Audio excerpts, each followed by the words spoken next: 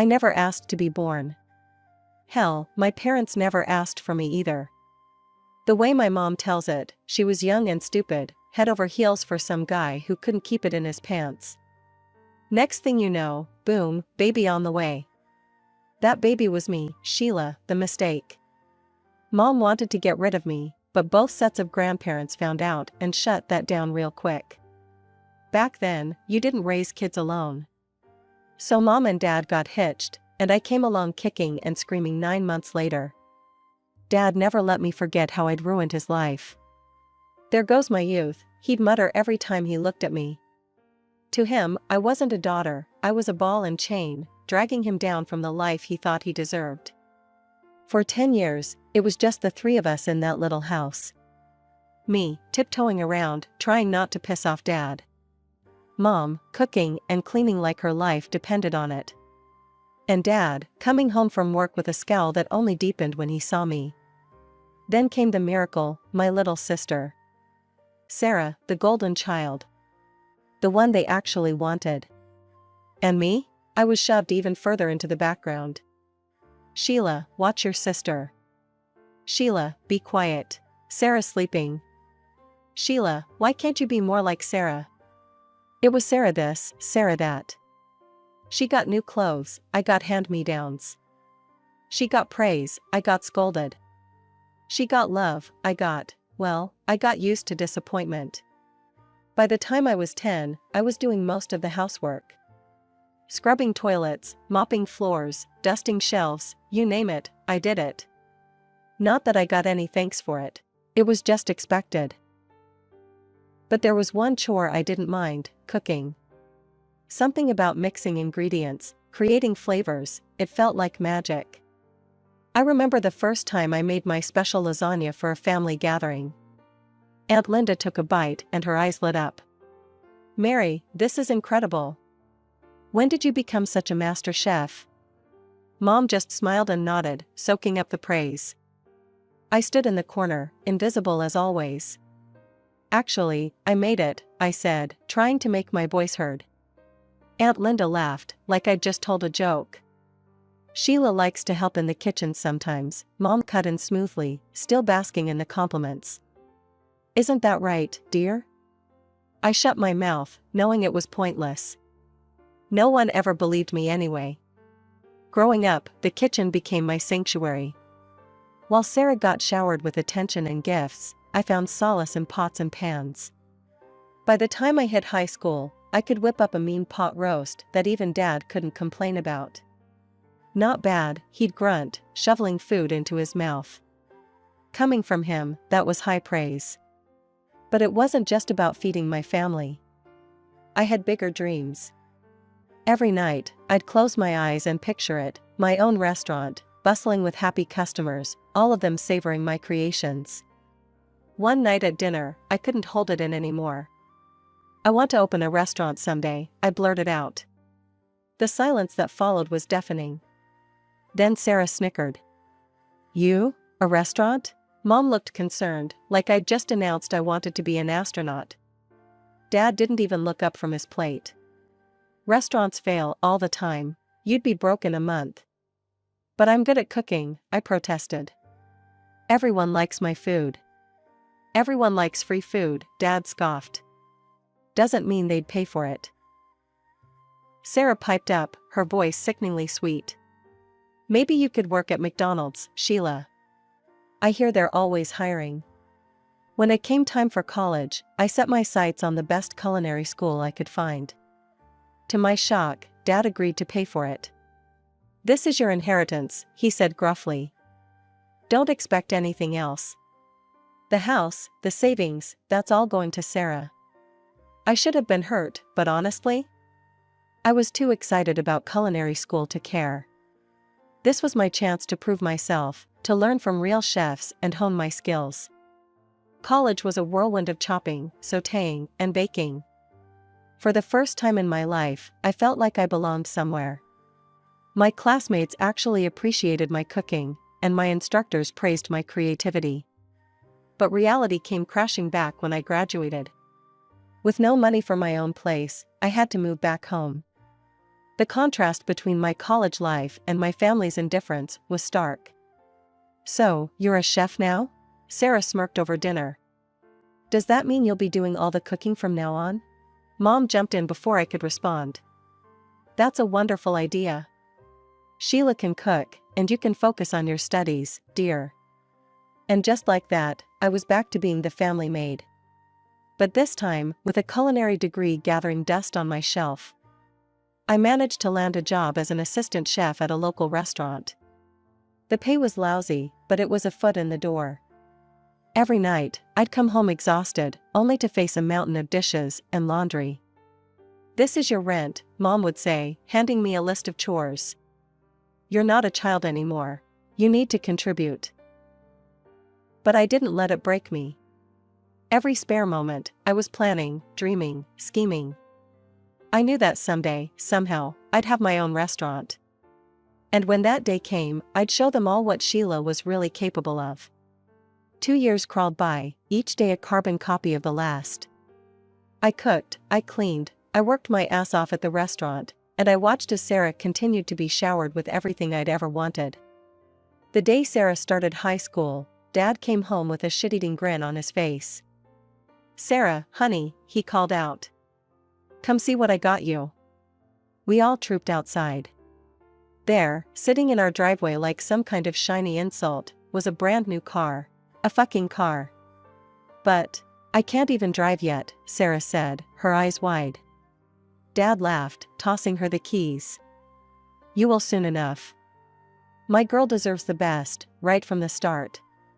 I bit my tongue so hard I tasted blood. When I turned 16, I got a second-hand bike. And even that was only because I needed it to get to my part-time job. It didn't stop there. Every week, there was something new for precious Sarah.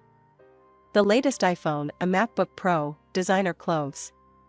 They even renovated her bedroom, turning it into something that looked like it belonged in a luxury hotel. Meanwhile, I was still in my old room. The same faded wallpaper, the same creaky bed I'd had since I was 10. But hey, at least the spiders kept me company, right? I started thinking about moving out. Maybe I could find a roommate, split the rent on some tiny apartment. Anything would be better than this constant reminder of how little I mattered. But then came Christmas. I'd been saving up, determined to get everyone nice gifts for once. Show them I wasn't the failure they thought I was. I ended up buying lottery tickets for everyone, not the cheap scratch-offs, but tickets for the big jackpot. Christmas morning came, and I handed out the envelopes, trying not to look too eager. Mom opened hers first. Her face fell. "Oh, lottery tickets." Dad snorted. "What is this, a gas station gift?" Sarah didn't even bother opening hers. She just rolled her eyes. "Gee, thanks Sheila, real thoughtful." "Well," Mom said, her voice sickly sweet, "I guess since Sheila didn't really get us anything, she won't be expecting any gifts either. That seems fair, doesn't it?" I felt a lump forming in my throat. Without a word, I snatched the lottery tickets from Dad's hand. "You know what? I'll take them. Merry bloody Christmas." I stormed out, ignoring their shocked faces. Screw their family dinner. I texted my coworker, Jen. "Hey, you still at the restaurant? Mind some company?" An hour later, I was sitting at the bar of the closed restaurant, nursing a glass of cheap champagne with Jen. As the night wore on, Jen and I traded stories about horrible families and crushed dreams. It wasn't exactly a Hallmark Christmas, but at least I felt less alone. A few days later, I was at work as usual. During the break, I reached for my phone. There was a missed call from an unknown number. "Probably just another scam," I muttered, tossing the phone aside. But then it rang again. Same number. Curiosity got the better of me, and I answered. "Hello, is this Sheila Thompson?" a cheery voice asked. "Yeah, who's this?" "This is Linda from the State Lottery Commission. I'm calling to inform you that you're holding a winning ticket." I almost dropped the phone. "What? Are you serious?" "Absolutely. One of your tickets matched all the numbers in Christmas drawing." After taxes, your winnings come to $690,000.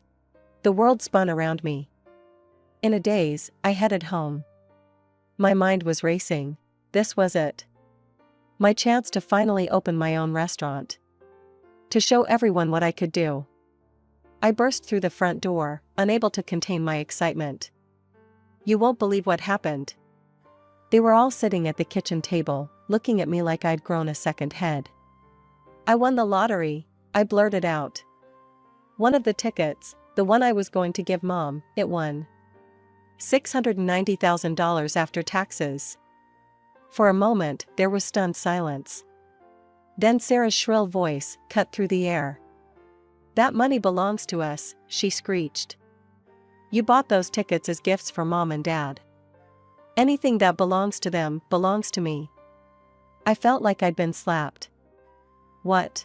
No, they gave the tickets back to me. They're mine. Mom and Dad exchanged a look. Sheila, Dad said slowly, be reasonable. You live under our roof. You owe us. Now, hand over that ticket. We'll take care of everything.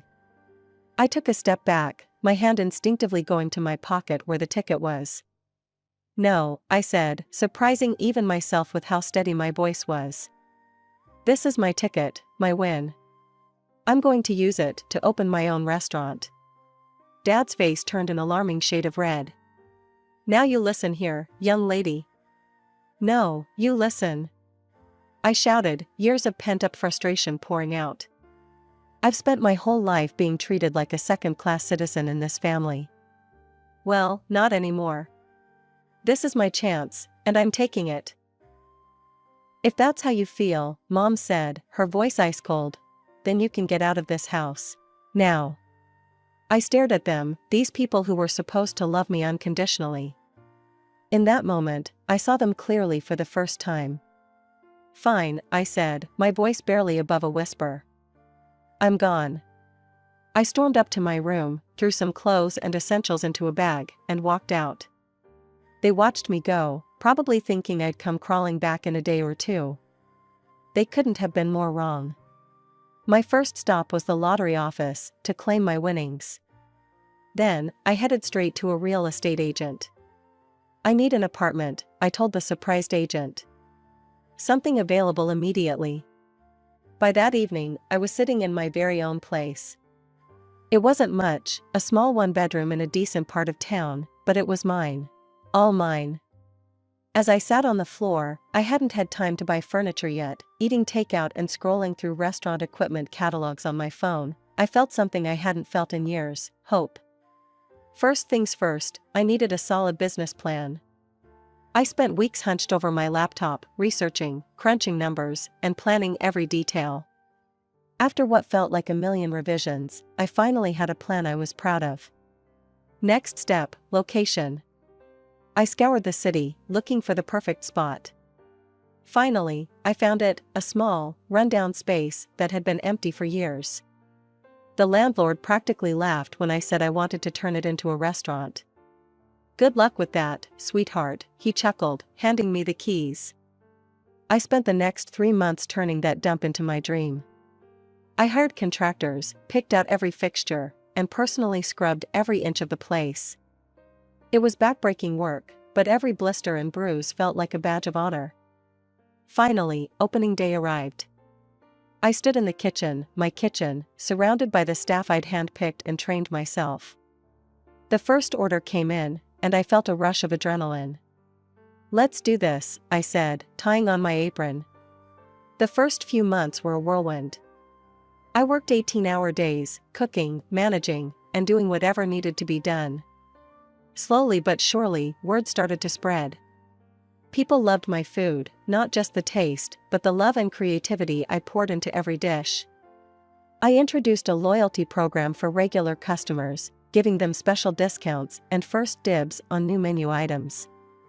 It was a hit. Soon, I had a core group of regulars who came in so often, they felt like family. But I didn't stop there. I set up a delivery service, partnering with local couriers to bring my food right to people's homes. It was a gamble, quality control was a nightmare at first, but it paid off. Social media became my new best friend. I posted daily specials, behind-the-scenes kitchen videos, and engaged with customers online. My follower count grew, and with it, my customer base. 2 years in, I was turning a profit.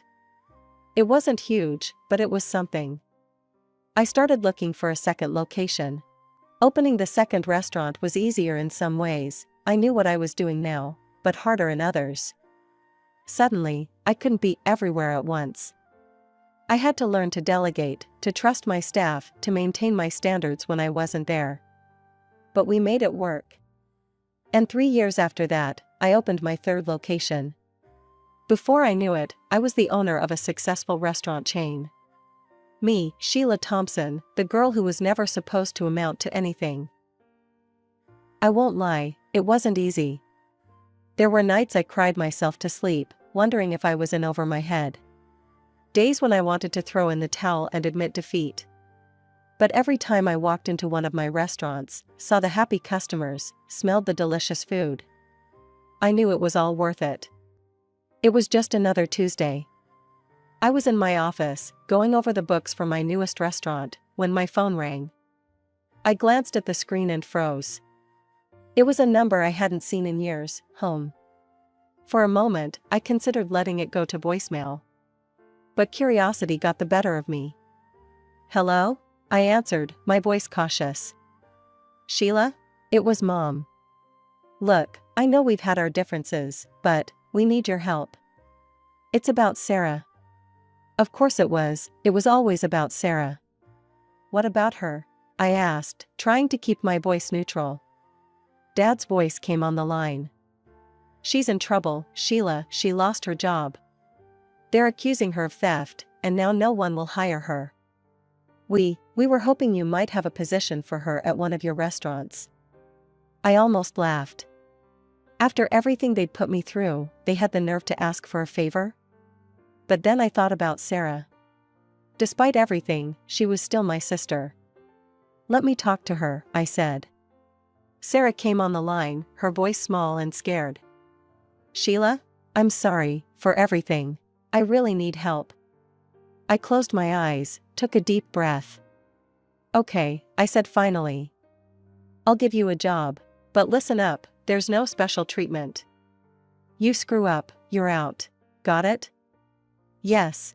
Thank you, Sarah gushed. The next morning, Sarah showed up right on time, looking nervous but determined. I put her to work as an administrator, starting her with basic tasks and slowly increasing her responsibilities. To my surprise, she seemed to take it seriously. She was attentive during training, asked good questions, and didn't complain about the work. One night, as we were closing up, Sarah broke down. "I need to tell you the truth," she sobbed. "I didn't steal anything from my last job. My boss, he tried to force himself on me. When I refused, he fired me and spread rumors that I was a thief." I felt a surge of protective anger. "Why didn't you report him? Who would believe me over him?" Sarah wiped her eyes. "I was so scared, Sheila. I didn't know what to do." "I believe you," I said, pulling her into a hug. "And I'm going to help you, okay? We'll figure this out together." Over the next few weeks, I threw myself into teaching Sarah everything I knew about running a restaurant. She soaked it all up like a sponge, eager to learn and prove herself. As I watched her confidently handle a rush of customers, I felt a mix of pride and unease. Sarah was proving to be a quick study and a hard worker. But a nagging voice in the back of my head warned me not to let my guard down completely. At first, everything seemed perfect. Sarah threw herself into her work with an enthusiasm I'd never seen from her before. She was always the first to arrive and the last to leave, taking on extra shifts and volunteering for the toughest tasks. But then, whispers started reaching my ears. At first, I dismissed them as petty workplace gossip. But as the days went by, the whispers grew louder, more insistent. Boss, Marco, my head chef, pulled me aside one day. "I think you need to know something. Your sister, she's been saying things. Stirring up trouble." I felt a chill run down my spine. What kind of things? Marco looked uncomfortable. She's been telling people that we're underpaid, that you're hoarding all the profits for yourself. She's even suggested we should go on strike. I couldn't believe what I was hearing. That's ridiculous. You all know how tight our margins are. I've always been transparent about the finances. We know, boss, Marco assured me. None of us are buying it. But, there's more. He went on to tell me how Sarah had been claiming that the restaurant rightfully belonged to her, that I had somehow cheated her out of her share of the family money. I felt like I'd been punched in the gut. After everything we'd been through, after I'd given her a second chance, this is how she repaid me? I confronted Sarah that evening, my hands shaking with anger and disappointment. What the hell do you think you're doing? I demanded. Sarah's face was a mask of innocence. What are you talking about, sis? I laid out everything I'd heard. To my shock, Sarah just shrugged. Oh, that, she said casually. I was just testing the staff's loyalty. You know, making sure they wouldn't turn on you.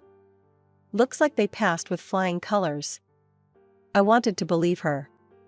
God, how I wanted to believe her. But something in her eyes, a glint of something cold and calculating, made me hesitate. Before I could press her further, we were interrupted by a frantic knock on my office door. It was Jenna, my assistant manager, looking pale and scared. Sheila, we've got a problem, she said. There's a big shortage in the cash register. Over $5,000 missing. We spent the next few hours going over the books, checking and rechecking the numbers.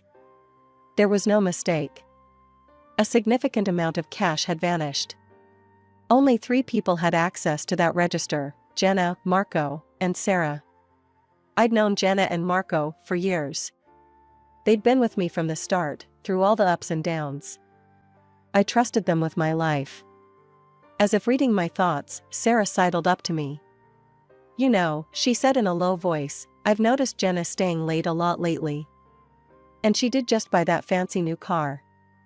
As I watched her walk away, I knew I had a decision to make. I couldn't ignore this. Too much was at stake, my business, my reputation, the livelihoods of all my loyal employees. Late one night, after everyone had gone home, I installed hidden cameras around the cash registers. It felt wrong, like I was betraying my staff's trust. But I had no choice. For days, I watched hours of mundane footage, my eyes burning from staring at the screen. And then, on the 4th night, I saw it. Sarah, moving quickly and furtively, opened the register. Her hands darted in and out, stuffing wads of cash into her pockets. My heart sank. I didn't confront her, I couldn't. Instead, I called the police. The next day, as Sarah was finishing her shift, 2 officers walked in. The look on her face when she saw them, shock, then anger, told me everything I needed to know. She thrashed around, knocking over tables and sending dishes crashing to the floor. I deserve this money. I should be rich, not you. You stole my life. As the police led her away, I felt nothing. No sadness, no regret. Just a hollow emptiness where my love for my sister used to be. The next day, my parents stormed into the restaurant. Mom was crying, Dad's face was beet red with anger. How dare you? Dad roared. Your own sister. Drop the charges now. I stood my ground.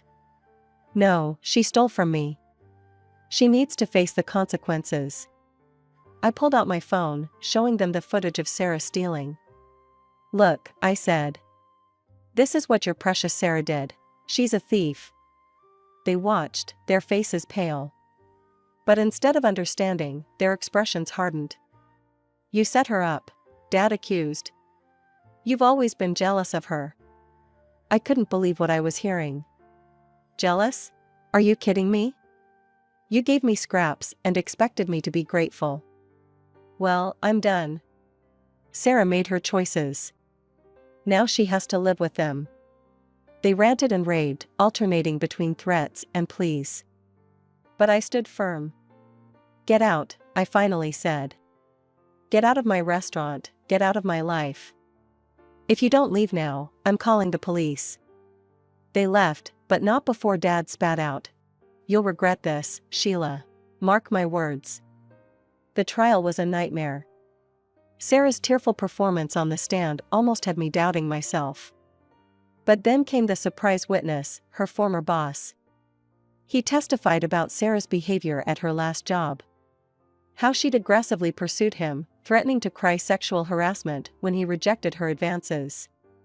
How she'd stolen money from the company in retaliation. In the end, the jury found her guilty. As they led her away, she looked at me one last time.